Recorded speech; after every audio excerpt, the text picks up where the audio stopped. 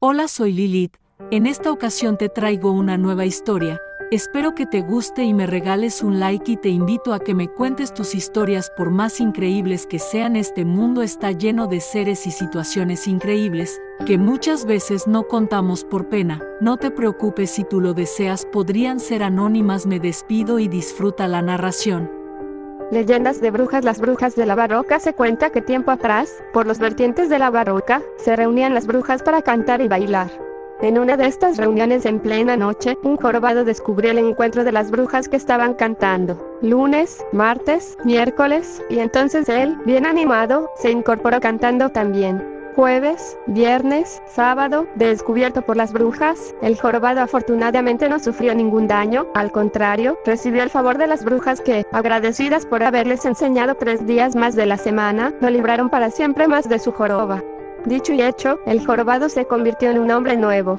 En su camino de retorno a casa se encontró con un amigo que, boquiabierto por su encuentro con las brujas, decidió poner a prueba su suerte y emprendió el camino hacia la Barroca, para mirar de conseguir también algún favor de las brujas.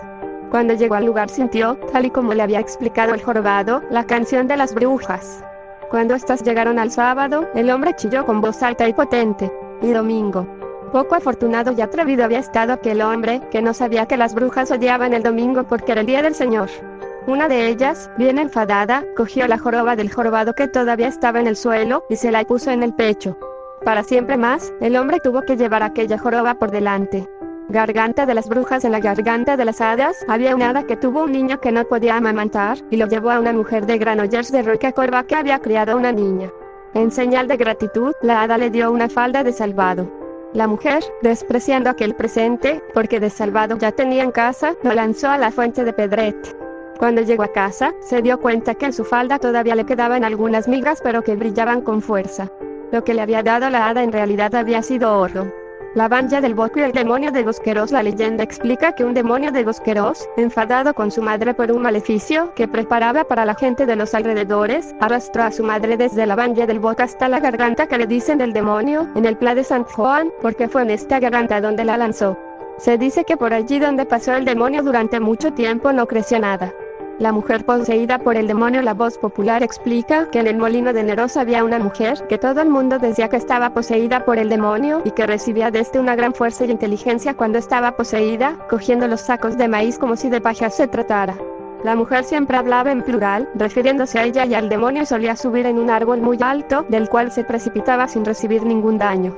Un día avisaron a un cura conocido por la virtud de sacar los malos espíritus, y le hicieron salir el demonio del cuerpo por el dedo grande del pie. Desde entonces perdió toda la fuerza, y se convirtió en una mujer normal. La brujería más terrible de la política. En 1994, año en que Ernesto Zedillo Ponce de León asume la presidencia de México, uno de los primeros mandatos que Zedillo buscaba ejercer en cuanto comenzó su mandato era destituir de su puesto como lideresa del TE, o sea, Sindicato Nacional de Trabajadores de la Educación. Esta, la verdad, era una especie de venganza personal contra ella, pues ella le había hecho la vida imposible durante el mandato anterior. En otros países la SEP es la institución máxima del gobierno mexicano en cuanto a la educación. Zedillo fue el titular de esta rama del gobierno de 198 en 1994 de maestros. Ya se imaginan los choques que habían, pero de manera inesperada en el 94, al finalizar el mandato de Salinas, uno de los más complicados para el pueblo mexicano, quien subió al poder fue Zedillo. Originalmente era el candidato del PRI, era Luis Donaldo Colosio, pero este fue desvivido antes de las elecciones, y quien fue elegido como su reemplazo con este cambio en los planes de Colosio, que hubiera asumido el cargo presidencial, fue el nuevo presidente. Le echaba todo por la borda, porque para su mala suerte, y como te estarás imaginando, la razón por la cual la maestra no quería perder su cargo era Zedillo, y ella que tenía mucha cola por pisarle. Digamos que los recursos del Sindicato de Trabajadores de Educación estaban terminando en otros lugares, mientras ella era la lideresa, y se habla de muchos millones de pesos. Mejor que se fuera del país. La maestra no solo corría el riesgo de perder su puesto, sino que además corría el riesgo de terminar tras las rejas.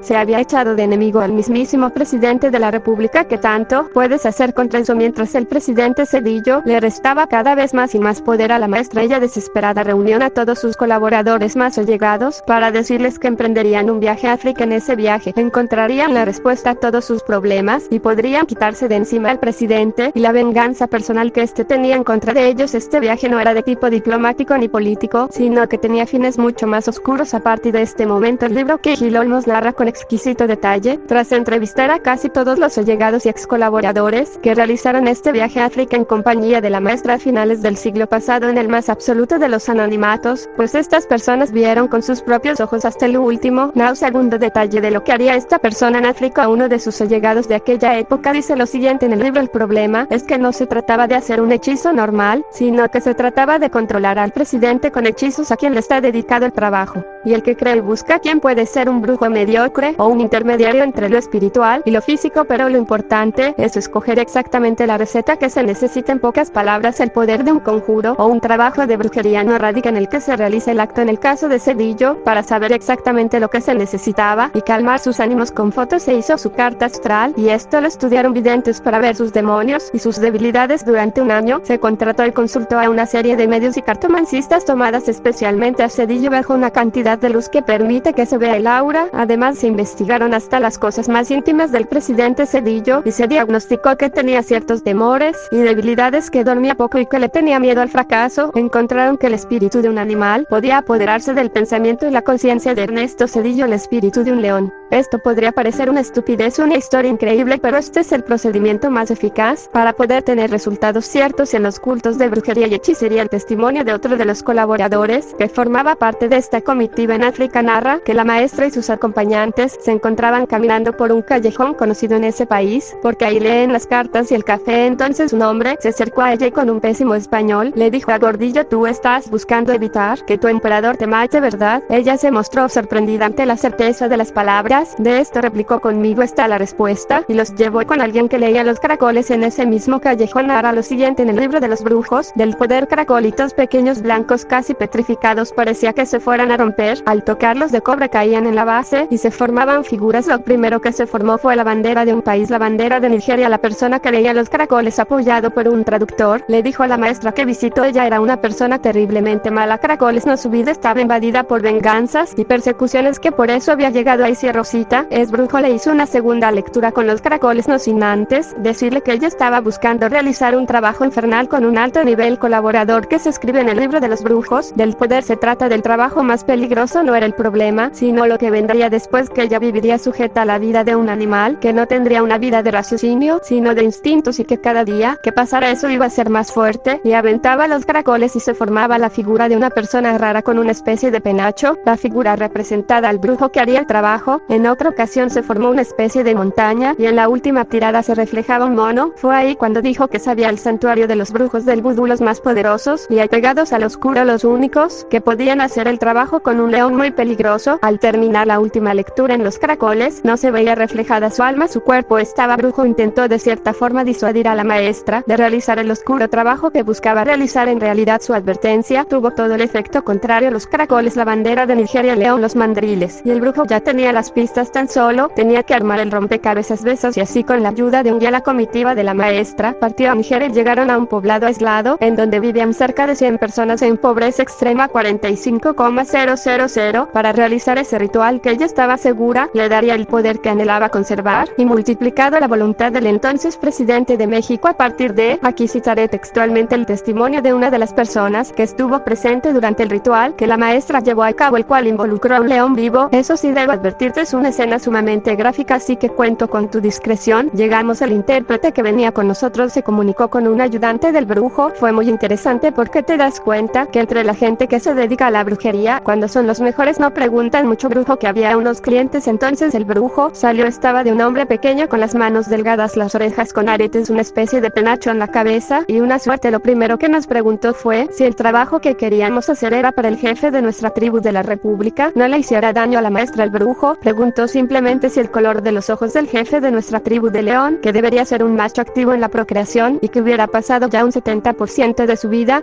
dijo también tener la dentadura completa. El brujo explicó que el animal iba a ser maltratado para que no se desviviera rápido y que en el momento trataría de transportar todo su coraje y toda su energía hacia el Bester Gordillo. Al día siguiente nos presentamos siguiendo las instrucciones, que trajera un cambio de ropa. Le dijo que si estaba arreglando trajera una toalla femenina. Cuando llegamos había como 10 personas. sacando al león y vimos como el brujo picó el ojo del enorme animal. En ese momento, comenzaron a quitarle la piel entre todos de una manera piel de vaca y recolectaron el líquido vital. Inmediatamente después metieron a la maestra en una choza de paja y barro, le empezaron a untar las partes nobles del animal, le amarraron la piel de la fiera y con las pezuñas le dibujaron diversos signos en la piel. Todo esto en medio de muchos cánticos. Afuera se escuchaban los gritos de diversos animales, que nos dijeron parecía como si se le hubieran unido a las plegarias a la piel de león. El ritual consistía en transmitirle la fuerza de león. Tal vez no lo quieran creer, pero lo que se veía ahí era una transformación asombrosa. No se veía a una mujer desvalida, como había llegado, sino a una mujer muy fuerte. Esta parte del ritual duró cerca de una hora. Después la colocaron junto a la pared y la levantaron poniéndola en una especie de pedestal donde no tocaba el piso. Debajo de sus pies pusieron diversas figuras de barro negro y hierbas. Le pidieron que agarrara fuerte una de las fotos del presidente Zedillo, que la abrazara y que dijera 7 veces lo que deseaba. El brujo estaba muy excitado, no dejaba de adelante y hacia los lados mientras cantaba. Ella se desmayó y así estuvo como una hora sucedida de los brazos con la piel de león amarrada al cuerpo, el líquido vital y las vísceras que caían al suelo se las volvían una cantidad impresionante de moscas, todas las cuales se posaban sobre el hocico del león. Allí estaba la toalla sanitaria de la maestra.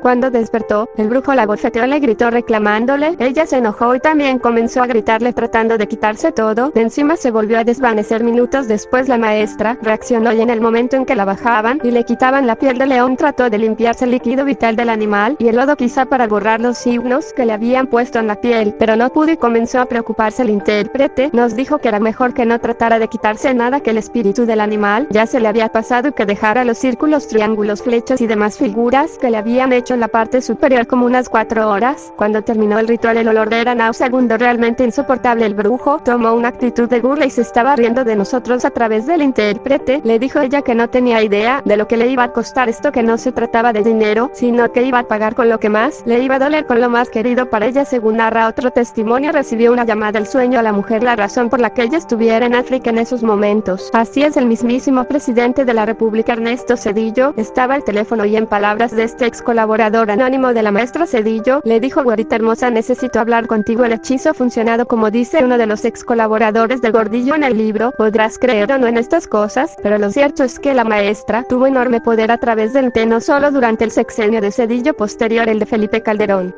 El verdadero pago tendría que pagarlo muy pronto uno de sus familiares. Por aquel entonces perdió la vida de manera trágica y dolorosa en un accidente en un elevador mientras jugaba con otros niños. Fue el verdadero pago que ella hizo por unos años más de poder político y económico. Dicen sus allegados que de sus nietos Francisco era el favorito y el consentido de la maestra. Desde entonces se dice se le alejó a ella de sus nietos por su propia protección. Vale la pena un sacrificio de tal magnitud a cambio de poder, no solo el sacrificio de tu alma, sino el sacrificio de la vida de aquella persona que tú más amas en todo el mundo.